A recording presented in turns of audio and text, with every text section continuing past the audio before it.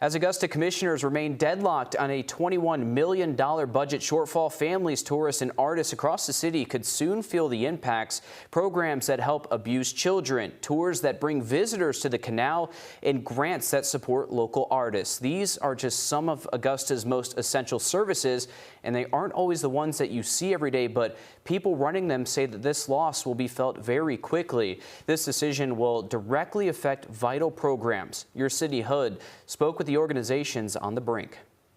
You don't always see a community's safety net until the threads start to pull loose. We've already cut 70% of our overhead. Our salaried employees, I've cut that by 70%, which no other agency's cut it that deep or that hard. We don't have anywhere left to cut.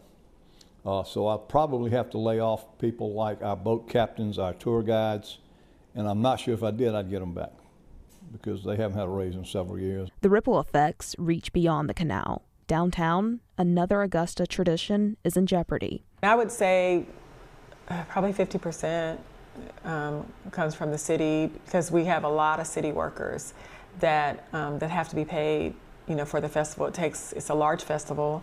It takes a lot of coverage, from cleanup to water to power, fire, police. We need all of that. So yeah, it would be really challenging. We'd have to really, really work hard. I'm not saying that it couldn't happen, but we need those funds. The cuts reach beyond tourism and culture. They impact Augusta's most vulnerable. We probably have over 50 kids a year that we're working with that are being sex trafficked just in Richmond County. We interviewed a kid not that long ago, a couple weeks ago, who was talking about she was just up at the Kroger on Washington Road and she was meeting people there for sex trafficking. Child Enrichment interviews nearly 700 children each year. Not everybody can do what we do here and sit down with kids and sit down and hear the horrible things that kids have had to endure.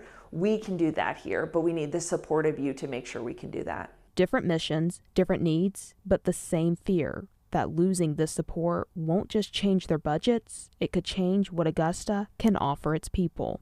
In Augusta, Sydney Hood on your side.